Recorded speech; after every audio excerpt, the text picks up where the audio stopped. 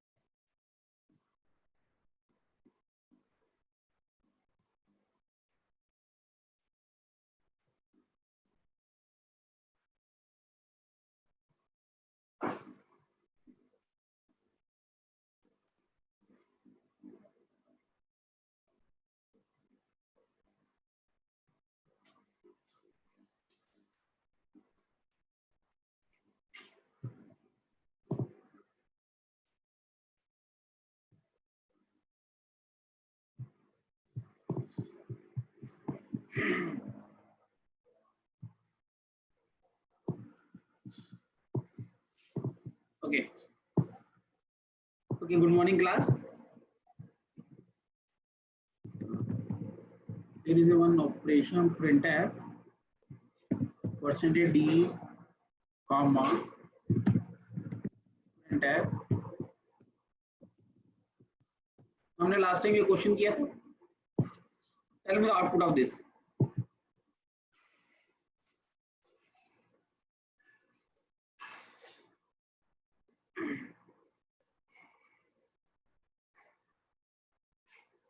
Yes class. 5 बाद में आएगा Hrithik.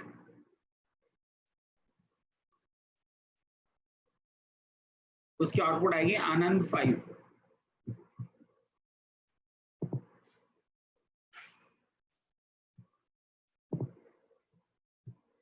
Okay now change of question. Class सबका ध्यान स्क्रीन पे हो. Comma printf Rohan. बेटा इसकी आउटपुट बताओ. आनंद कब आएगा, रोहन कब आएगा, और 5 इसका रोहन के साथ मान लिख रहा हूं ताकि 5 और 6 में डिफरेंस है.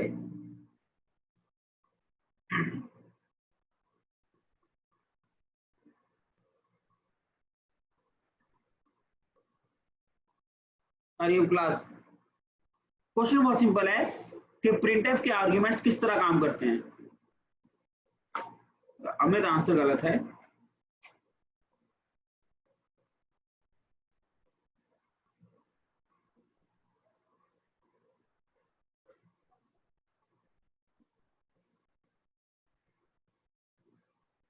गलत आंसर है, गलत आंसर है.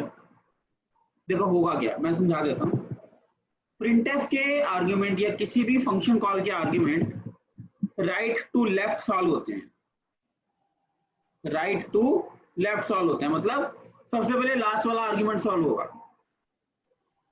लास्ट वाला आर्गुमेंट एक फंक्शन है प्रिंटफ, यानी कि पहले तो प्रिंट करेगा रोहन. उसके बाद सेकंड लास्ट आर्गुमेंट सॉल्व होगा. अच्छा मैं क्या बोल रहा हूँ, सॉरी मैं गलत लिख गया. स्क्रीन पे ध्यान दो बेटा, स्क्रीन पे ध्यान दो. स्पेस नहीं आएगा ना कि प्रिंटफ के बीच में. नाउ पहले प्रिंट क्या होगा, रोहन. सिंपल, पहले प्रिंट क्या होगा हमारा, रोहन, उसके बाद प्रिंट होगा आनंद। अब ये दोनों प्रिंट हो गए और अब इनकी यहाँ वैल्यूज आ जाएंगी, मतलब इसकी जगह पे आ जाएगा 5 और इसकी जगह पे आ जाएगा 6, इसकी जगह पे आ जाएगा 5 और उसकी जगह पे आ जाएगा 6। तो आउटपुट आएगी रोहन 1, आनंद 5 एंड 6। हाँ जी, क्लास क्लियर हुआ? यस, क्लास को डाउट?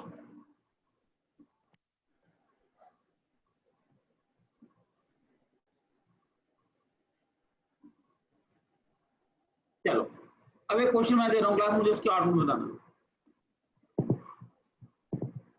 ये क्वेश्चन मैं कंपनी का नाम भूल गया, कंपनी में आया था, शायद वीवीडीएन में आया था। ये क्वेश्चन है क्लास, मुझे जल्दी से इसकी आउटपुट बताओ।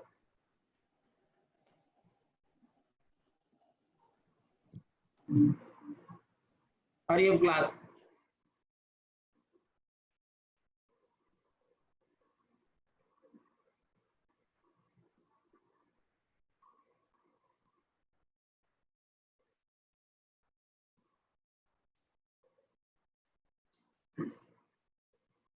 तो रोहित, ये वाली एग्जांपल करवा दूंगा बेटा मैं, चेक करो, अपने आप आंसर निकालने की ट्राई करो एक बार।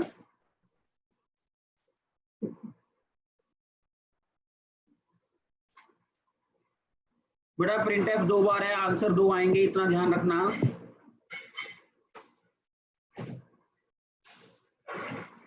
इस लाइन में डाउट आ रहा है, ओके, पहले मैं ये लाइन ही क्लियर कर देता हूँ आपको। Give me 1 minute. एक बच्चे का डाउट आया, सर प्रिंट एफ में प्रिंट एफ परसेंटेज डी 1,2, बेटा इसका आंसर 1 आएगा, 2 इग्नोर हो जाएगा और इसका आंसर 1 आएगा। जब एक प्रिंट एफ में फॉर्मेट स्पेसिफायर कम हो, आर्ग्यूमेंट ज्यादा पास की हो, तो पहला आर्ग्यूमेंट प्रिंट होता है।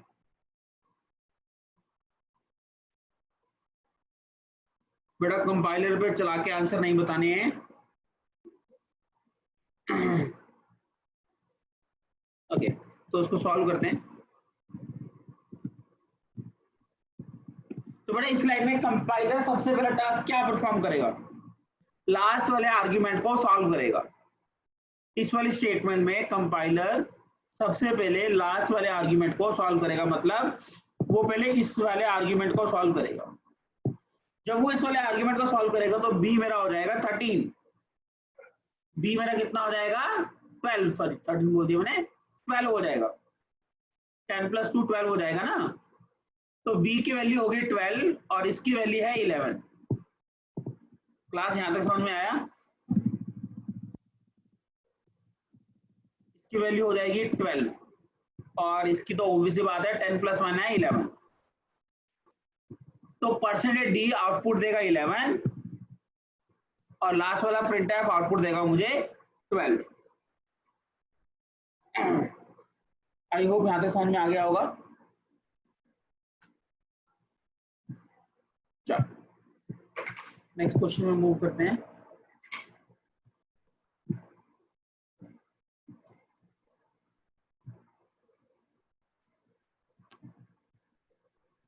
ओके, 2 चीजें और बतानी है आपको प्रिंट एफ के बारे में, ध्यान देना।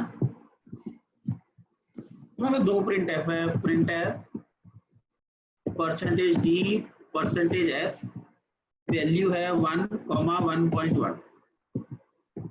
इसको कॉपी कर रहे हैं, control C control V, percentage f percentage d. Next class, सबका ध्यान स्क्रीन पे हो।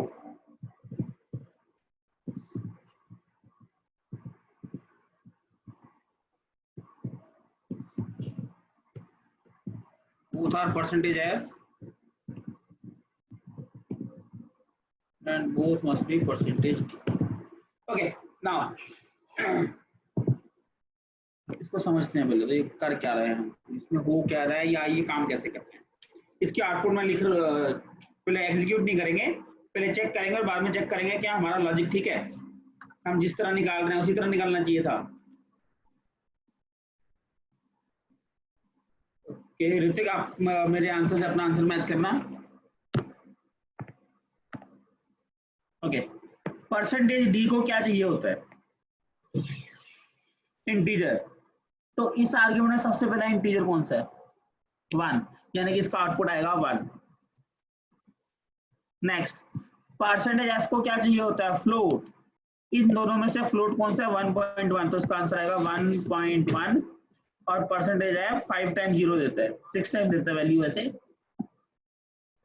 तो ये तो हो गया लाइन नंबर 1 का आंसर। सही है या गलत है बाद में चेक करते हैं। नेक्स्ट, इसमें पहले परसेंटेज एफ है, तो इन दोनों में से जो भी फ्लोट है वो प्रिंट होगा। ये इसके साथ बंधा हुआ नहीं है, तो ऑब्वियसली बात है कि परसेंटेज एफ के केस में इन दोनों में से ये वाला फ्लोट है, तो उसका आंसर आएगा 1.1, 1 2 3 4 5, और इसकी वजह से ये इसके साथ देगा आउटपुट 1। क्लास यहां तक समझ में आया?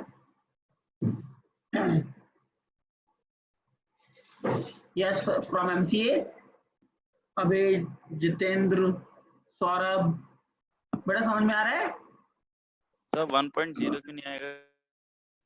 बेटा 1.0 इसलिए नहीं आएगा, समझो ये क्या है, ये परसेंटेज एफ है।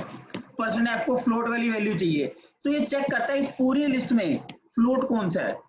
ये इसको फ्लोट में कन्वर्ट नहीं करेगा। अगला क्वेश्चन देखना तो अच्छे से समझ में आएगा। सर 2 फ्लोट वैल्यू दे दें तो? हाँ अगले में वही है, अगले में वही है। मैं समझाता हूँ, पहले ये समझ लो, इस क्वेश्चन पे भी आता हूँ, तो सामने ध्यान देना। अब अगले में प्रॉब्लम है, तीसरे वाले में प्रॉब्लम है क्या? 2 फ्लोट मांग रहा हूं। कितने फ्लोट है यहाँ पे? डबल, लेकिन यहाँ तो एक ही है। तो ये वाला परसेंटेज एफ तो इस वाले फ्लोट को प्रिंट कर देगा, और इस वाले परसेंटेज एफ को कोई फ्लोट नहीं मिला, तो आंसर आएगा 0.0000000। मैं दोबारा बता रहा हूँ, 2 फ्लोट होने चाहिए, एक ही फ्लोट है, तो पहले वाला एफ इसको यूज करेगा, दूसरे वाला F. Next, fourth one, 2 integer मांग रहा है। हाँ जी सर इसमें ये कर रहा है कि पहला वाला फ्लोट तो पूरे में फ्लोट वैल्यू देख रहा है, जो उसे मिल गई वो प्रिंट कर दी, और दूसरे वाले को नहीं मिली तो उन्हें 0 प्रिंट कर दिया। बिल्कुल कन्वर्ट नहीं करेगा? नहीं, वो 1 को फ्लोट में ट्रीट नहीं करेगा। ओके। अगला देखो, 2 बार परसेंटेज डी है, इसका तो 1 आ गया, इसको कोई भी इंटीजर नहीं मिला तो उसने गार्बेज वैल्यू दे देनी है। क्लियर है? चला के देखते हैं, हो सकता है मुझे गलती लग रही हो, तो उसको पहले अपने आंसर को लिखा ही हुआ है, 1 सेकेंड। सर ये 0 क्यों नहीं देगा? इसको रन करते हैं।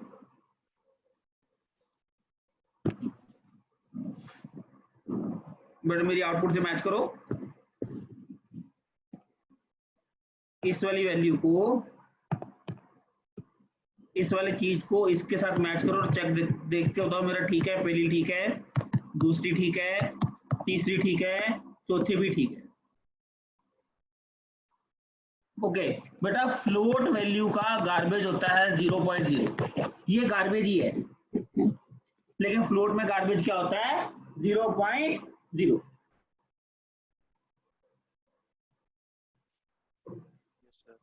हाँ जी बेटा, समझ में आया?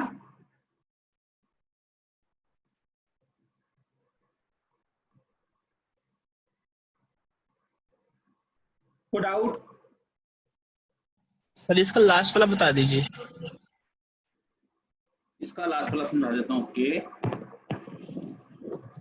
देखो, इसमें क्या है, इसको क्या चाहिए, इस वाले को क्या चाहिए? इंटीजर। इसमें से इंटीजर कौन सा है? 1, तो 1 प्रिंट हो गया। इसको क्या चाहिए? इंटीजर। इसमें से इंटीजर कौन सा है? 1, लेकिन ये वाला 1 तो यूज हो गया, तो अगला इंटीजर कौन सा है? कोई भी नहीं है, तो गार्बेज आंसर आएगा। क्लियर है? Okay sir. और याद रखना, पॉइंट वाले केस में गार्बेज होता है 0.0। हाँ जी बेटा, कौन बोल रहा है? सर इंटीजर का गार्बेज होता है 0 और डेसिमल का कोई सी भी रैंडम वैल्यू। बेटा फ्लोट का डेसिमल पॉइंट वाली वैल्यू का गार्बेज होता है 0 और इंटीजर वेरिएबल्स का गार्बेज होता है कोई भी रैंडम वैल्यू।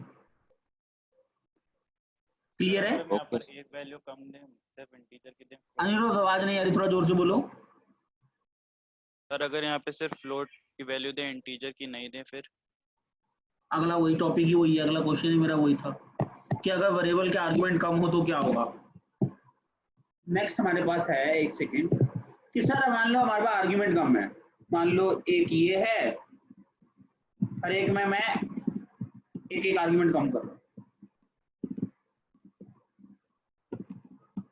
अब भी वैसे ही काम करेगा जैसे पिछली बार कर रहा था, मतलब एक सेकेंड कोमा रह गया अपना, एरर आ जाएगा। तो इसकी आउटपुट लिखते हैं।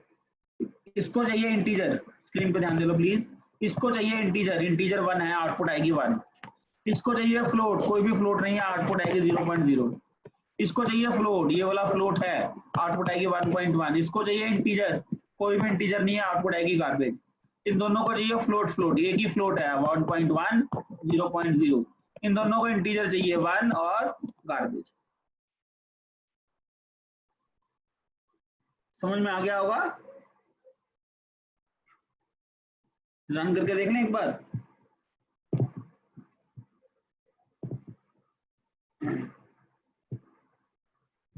One zero one garbage, 1.101 garbage. Clear है? मुश्किल नहीं है, बिल्कुल मुश्किल नहीं है। चलो तो एक क्वेश्चन दे रहा हूं मैं आपको, एक नहीं एक्चुअली 2 क्वेश्चन है मेरे पास, आपको सिर्फ मुझे उसके आंसर बताने हैं।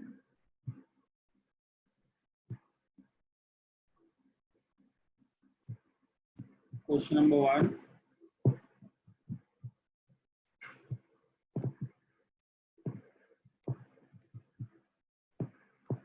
बेटा जल्दी से इसका आप बताओ, हरी अप।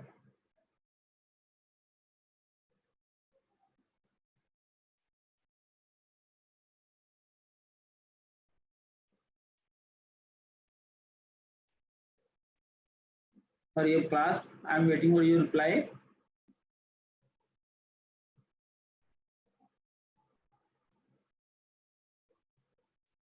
विशाल का पहला आंसर ठीक है। विशाल नेक्स्ट लाइन का आंसर बताओ।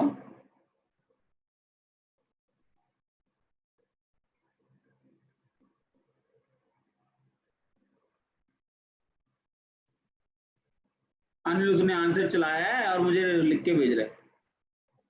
बेटा कंपाइलर पे रन नहीं करना अनिरुद्ध। तो ये नेगेटिव वैल्यू कैसे लिख के भेज दी? तो ये जो नेगेटिव वैल्यू भेजी है ये कैसे आई?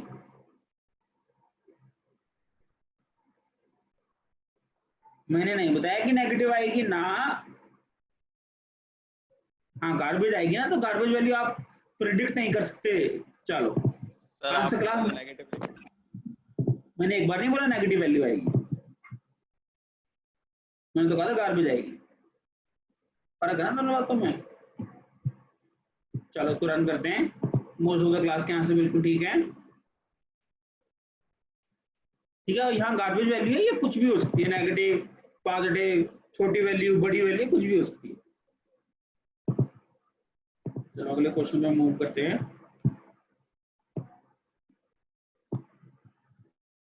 थोड़ा टिपिकल क्वेश्चन है, जल्दी से मुझे इसकी आउटपुट बताओ।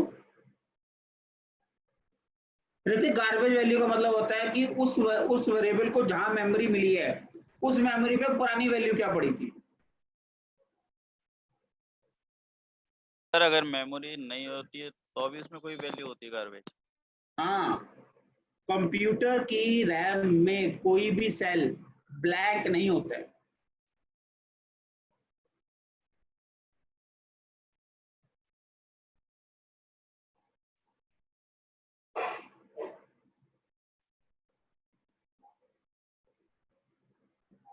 जल्दी इसका आंसर बताओ।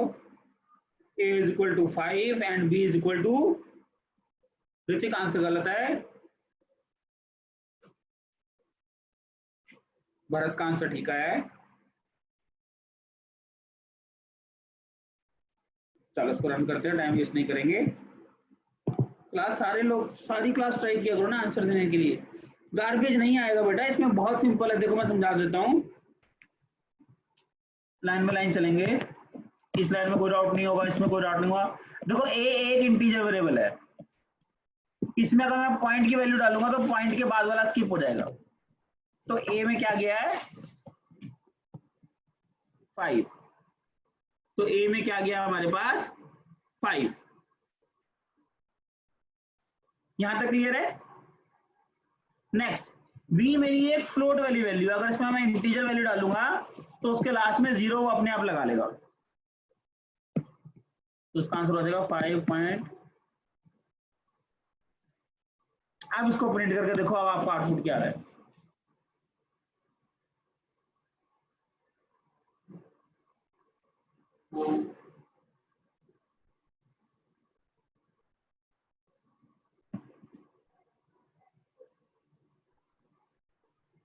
आई होप क्लियर हो गया। इसका आंसर आएगा 5।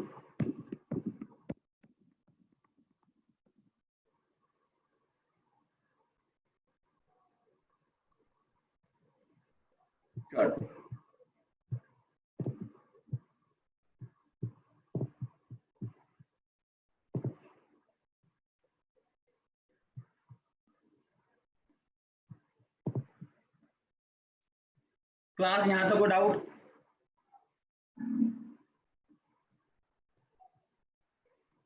डन। अगले क्वेश्चन में मूव करते हैं।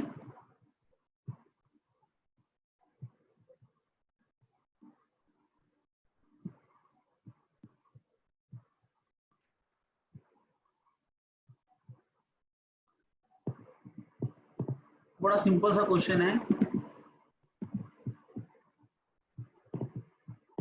इस सबको हटा रहा हूं मैं यहां से।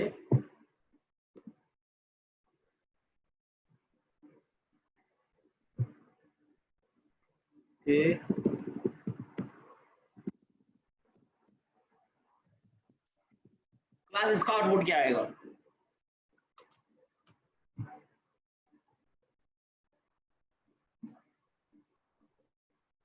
बहुत सिंपल सा क्वेश्चन है क्लास, जल्दी बताओ इसका आउटपुट क्या आएगा। जिनको इसके आउटपुट में डाउट आ रहा है /n, वो मुझे इसका गिव मी 1 मिनट।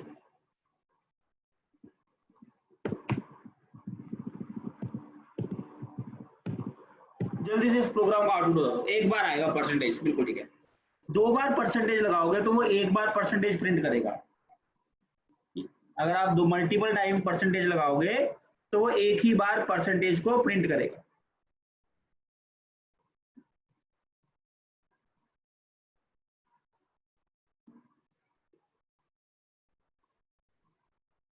और उसी तरह 2 बार स्लैश लगाओगे तो एक ही बार स्लैश को प्रिंट करेगा। तो जल्दी से मुझे इसका आंसर बता दो क्या आएगा।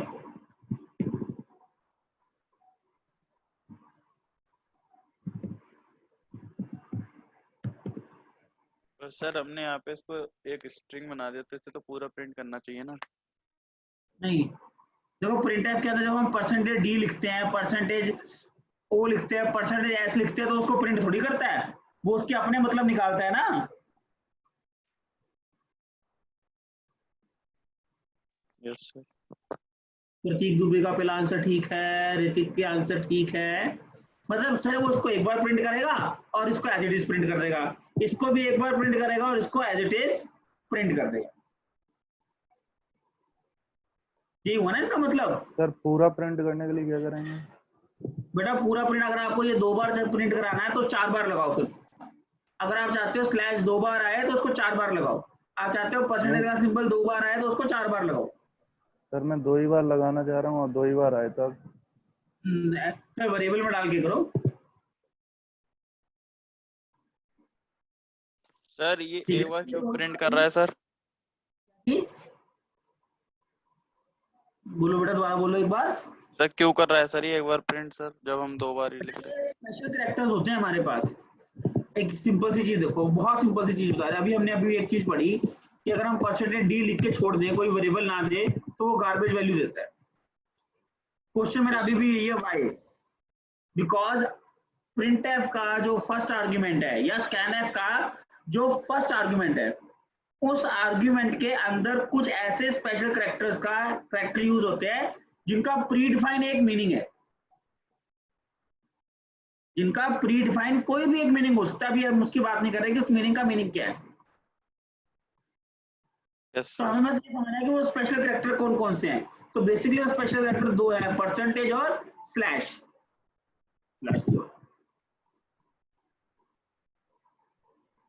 क्लियर है? Yes sir. सर ऐसा भी तो होता है कि एक बैक स्लैश से आगे वाला करेक्टर स्किप हो जाता है। वो स्लैश बी होता है, नहीं वो स्किप नहीं हो जाता। अब एक बात हो, स्लैश डब्ल्यू का कोई मतलब है? जैसे स्लैश है न्यू लाइन में जाता है, स्लैश बी बैक स्पेस करता है। सर कुछ ना कुछ मतलब तो होता ही होगा।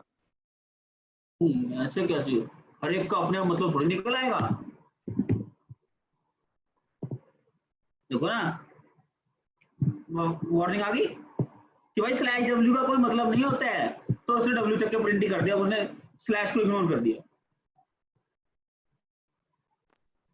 सर क्लियर ये है? जो कह रहे हैं सर तो वो करेक्टर स्किप कैसे होता है?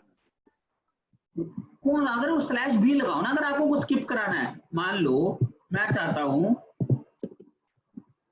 आनंद का ये वाला एन स्किप हो जाए, तो मैं इसके बाद स्लैश बी लगा दूंगा। अब ये वाला एन जो इससे पहला वाला कैरेक्टर है वो प्रिंट नहीं होगा। चेक करो। Okay sir. एक्चुअली वो स्किप नहीं हुआ, वो प्रिंट हुआ, स्लैश बी से कर्सर पीछे आया और डी उसके ऊपर ओवरराइट हो गया। सर इसमें तो परसेंटेज डी का मतलब है ना, परसेंटेज का थोड़ी। अरे हाँ बेटा, मैं वही तो बता रहा हूँ। आप डी को, मान लो मुझे प्रिंट कराना है, मुझे ये लाइन प्रिंट करानी, एग्जांपल देना, percentage D used for integer, मुझे आउटपुट में ये चाहिए, कैसे दोगे? प्रिंट एफ लगा के। कैसे लगाओगे प्रिंट एफ, जरा बताओ, एक सेकेंड। प्रिंट एफ, मुझे डिट्टो ये वाली आउटपुट चाहिए, ditto same, ditto same. Sir string में स्टोर सर कर ए लो में सर। स्टोर कर लेंगे, ए में। वेरिएबल में स्टोर कर लेंगे। स्ट्रिंग में।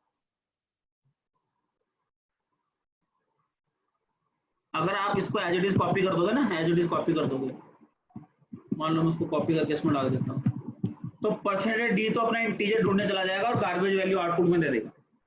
अब मैं चाहता हूँ ये गार्बेज वैल्यू ना दे, तो मैं 2 बार परसेंटेज लगा दूंगा।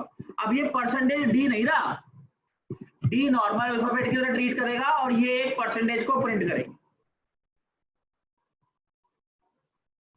तो इसकी आउटपुट क्या आएगी, मैं चेक करा देता हूं।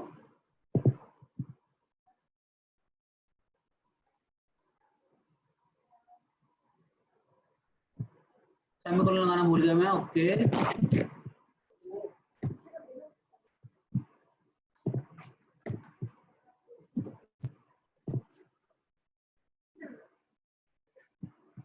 चेक करो। सर इसका मतलब अगर हम इसका स्पेशल कैरेक्टर में से कोई लगाएंगे तो अगर एक होगा तो वो अपने आप ही रख लेगा अपने पास, पर दो होंगे तो एक उनमें से होगा, एक उसका प्रिंट कर कोई देगा। मतलब बनता है तो रख लेगा।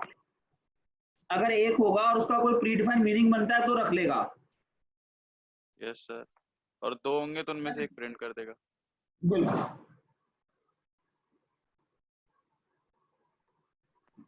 तो आई होप ये टॉपिक समझ में आ गया होगा। Yes sir. मैं वापस आ रहा हूँ, मैं जो पूछना चाह रहा था, अब तो उसके आंसर ठीक दे देना बस। कि मैंने कॉपी कर रखा पहले, कंट्रोल सी, ध्यान से देखना, कंट्रोल वी, पूरा दिमाग लगाओ जितना आपको समझ में आ रहा है इसके बारे में, और मुझे इसका आंसर बताओ।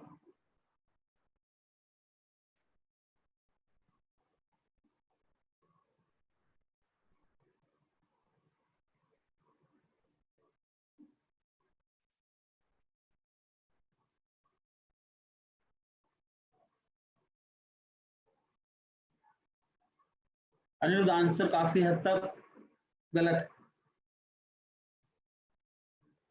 1 बाय 1 करके चलो, 1 बाय 1 करके। जो नहीं समझ में आ रहा वो पूछ लो कि सर ये कैसे हो गया, सर ये कैसे हो गया। एग्जाम्पल मैं समझा देता हूँ। इसमें सबसे पहले आया है, स्लैश डबल कोट। तो सबको पता है यार इसका अपना एक मतलब होता है, इस वाले स्लैश का अपना एक मतलब होता है। अब इसके बाद कोई अल्फाबेट तो है नहीं, तो आपको याद होगा कि स्लैश डब्ल्यू के केस में उसने डब्ल्यू प्रिंट कर दिया था, तो ये भी डबल कोट्स को प्रिंट कर देगा, यानी कि सबसे पहले आउटपुट में आएगा डबल कोट। यहां तक समझ में आया? ऋतिक, डबल स्लैश नहीं है इसलिए स्लैश प्रिंट नहीं होगा। नहीं आया। नहीं आया, ओके। इसको एक सेकंड क्लियर करते हैं, इस लाइन को कमेंट करते हैं। अब एक चीज देखना,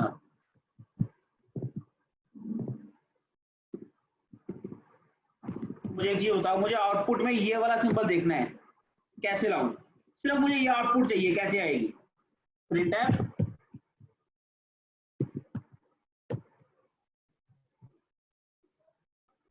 इसके बीच में क्या लिखूं?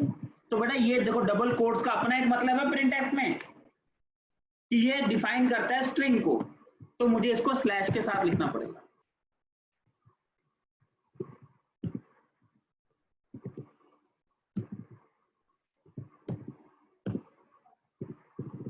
अब ये दोनों मिलके एक बार डबल कोट्स को प्रिंट करेंगे। उसी तरह मैं चाहता हूं कि सिंगल कोट प्रिंट हो, तो मुझे ऐसे लिखना पड़ेगा।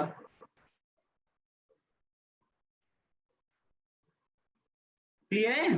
तो इसका मतलब ये होता है कि ये डबल कोट प्रिंट करेगा और ये सिंगल कोट प्रिंट करेगा। चला के देखते हैं, इसको डिलीट कर दूं एक बार, इसको रन करते हैं, चेक करो मुझे आउटपुट। सर स्लैश क्यों लगाया, उसके बिना भी तो कर सकते हैं। बिना करके देख लो, एरर आ जाएगा। अगर मैं स्लैश ना लगाऊं, एक सेकंड में स्लैश नहीं लगाया, ठीक है। अब मुझे एक चीज बताओ, ये स्टार्टिंग है, एग्री? कंप्यूटर को कैसे पता लगेगा ये एंडिंग नहीं है? एंडिंग ये वाला है, कंप्यूटर को कैसे पता लगेगा? उसके लिए तो ये एंडिंग हो गया। हाँ ऋतिक, आंसर ठीक है आपका। सर सिंगल स्लैश कर सकते हैं पर बीच में। हाँ मैंने तो वही लगाया ना कि यहाँ सिंगल स्लैश लगा दो, जिससे उसको पता लग जाएगा कि ये वाला डबल कोड स्लैश के साथ है। अब वो कहेगा अच्छा ये नहीं है एंडिंग, ये एंडिंग नहीं है, फिर वो अगले को ढूंढने जाएगा तो उसको एंडिंग ये मिलेगी, क्योंकि स्लैश के अगला अल्फाबेट मिलके, ये दोनों मिलके एक अल्फाबेट बनाते हैं। आपको याद होगा हमने स्लैश एन का साइज प्रिंट कराया था एक बार, तो आंसर हमने इसका 1 लिखा था, 4 लिखा था मतलब कि, क्योंकि हमने बोला था कि slash n, slash b, slash t, slash r, slash a, ये जितने भी होते हैं ये एक अल्फाबेट बनाते हैं मिलके। उसी तरह स्लैश कोड एक सिंगल अल्फाबेट बनेंगे जिसकी आउटपुट है डबल कोड। यशवर्धन आंसर के बीच में सिंगल कोड लिख दें तो? क्या, जोर से बोलो सर। डबल कोड के बीच में अगर सिंगल कोड लिख दें तो प्रिंट हो जाएगा सिंगल? नहीं होगा, ट्राई करके देखो। हमने ट्राई नहीं किया कभी, अभी ट्राई कर लेते हैं। ओके, स्क्रीन को करते हैं क्लियर। आप कह रहे हो कि सर यहाँ अगर सिंगल कोड डाल दे, सिंपल कोड, तो प्रिंट हो जाएगा? मैंने कभी ट्राई नहीं किया। हाँ, सिंगल कोड हो जाएगा। सिंगल कोड के अंदर सिंगल कोड डालोगे तो नहीं चलेगा। Yes sir. डबल कोड के लिए स्लैश लगाना है, क्योंकि वो एंडिंग से कंफ्यूज हो जाएगा ना कि स्टार्ट कहाँ हो रहा है और एंड कहाँ हो रहा है। Okay sir. अब बताओ ऊपर वाली लाइन की आउटपुट क्या आएगी?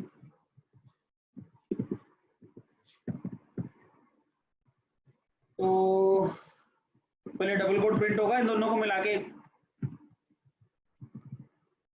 ठीक है। फिर इन 2% को मिला के 1% प्रिंट होगा, डी एज इट इज आ जाएगा, स्पेस, अगले 2% की जगह सिंगल परसेंटेज आएगा, फिर एफ एज इट इज आएगा और लास्ट में डबल कोड। यानी कि इस वाले प्रोग्राम की ये वाली आउटपुट आएगी। रन करके देख लेते हैं क्या मैं ठीक बोल रहा हूं। यस, आई होप इतना समझ में आ गया होगा। सर वार्निंग क्यों दे दी इसने? इसके लिए नहीं, वार्निंग दे रहा अलग है ना है। आउटपुट में। वार्निंग वो इसलिए दे रहा है कि too many argument for format, कि भाई ये किस लिए लगाए हैं, वो इसके लिए दे रहा है वार्निंग। ओके ये यूज तो हुए नहीं है, लगाए क्यों हैं। बोल भी तो ये रहा है कि आर्ग्यूमेंट ज्यादा है, यूज कम हुए हैं, आप ये हटा दो। सर यहाँ पे बैक स्लैश के बाद एक करेक्टर भी बन गया, तब भी परसेंटेज डी एक ही बार प्रिंट होगा परसेंट। बेटा बैक स्लैश तो डबल कोड के साथ आया है ना। अगर मैं ओके सर। लिखूं बैक स्लैश बी एन, तो ये बैक स्पेस का काम करेगा, इस न्यू लाइन का काम करेगा, या दोनों काम करेगा? दोनों एक ही करेगा। स्लैश बी वाला ही काम करेगा ना, स्लैश एन का तो काम नहीं करेगा ना वो। Yes sir. और बताओ, क्लियर है क्लास? ओके, तो आज का टॉपिक हम यही खत्म कर रहे हैं क्लास। ये जो क्वेश्चन मैंने जितने भी आपको कराए हैं अभी तक, मैं आपके साथ एक स्क्रीन शेयर कर रहा हूँ। मैंने आपको एमएस वर्ड की फाइल दिख रही है क्लास? एमएस वर्ड की फाइल दिख रही है स्क्रीन पे? ओके, तो बेटा मैंने एक शीट बना दी है विद सॉल्यूशन है ये, कि ये वाला क्वेश्चन है तो ये आंसर आएगा, ये वाला क्वेश्चन है तो ये आंसर आएगा, ये वाला क्वेश्चन है तो उसकी आउटपुट ये आएगी, ये वाला क्वेश्चन है तो उसकी आउटपुट ये आएगी। ये शीट मैंने कंप्लीट कर ली है, मैं आप लोगों को संडे तक मेल करवा दूंगा। इसमें कुछ क्वेश्चन ऐसे हैं जो मैंने एक्स्ट्रा डाले हैं, जैसे ये वाला क्वेश्चन हमने डिस्कस नहीं किया, लेकिन इसके टॉपिक सारे डिस्कस कर लिए हमने। क्लियर है? तो ये आपको बस एक बार गो थ्रू होना है, जो क्वेश्चन ना समझ में आए जब भी हमारी नेक्स्ट क्लास लगेगी पूछ लेना। तो ये आपका एक शीट बन गई है पूरी। तो इस तरह की हमें 12 शीटें करनी है total through out the semester. अगर इस सेमेस्टर में कंप्लीट नहीं हो पाएंगे तो अगले सेमेस्टर में कंप्लीट करेंगे। हाँ रोहित बेटा, मैं इसको आप लोगों को मेल करवा दूंगा। थोड़ा सा इसमें मुझे आंसर वेरीफाई करने हैं 3-4 क्वेश्चंस के, वो करके मैं मेल करवा दूंगा। मैं सबके आंसर अभी वेरीफाई नहीं किए, चला के देखना पड़ता ना, पता लगा मुझे ही गलती लग गई, फिर कुछ नहीं है, कॉपी पेस्ट करके चला के देखने बस मुझे कि सही चल रहे हैं कि नहीं चल रहे हैं। चलो, तो आज का सेशन यही एंड करते हैं क्लास। किसी को कोई डाउट है तो प्लीज पूछ लो।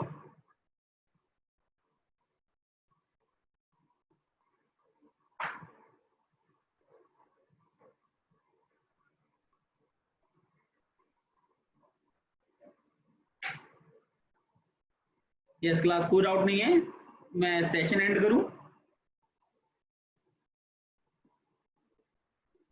Okay sir. Okay, thank you class.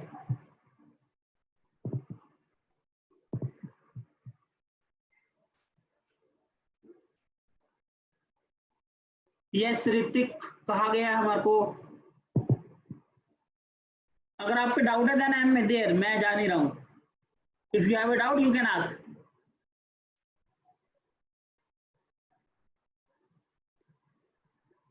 Great, thank you.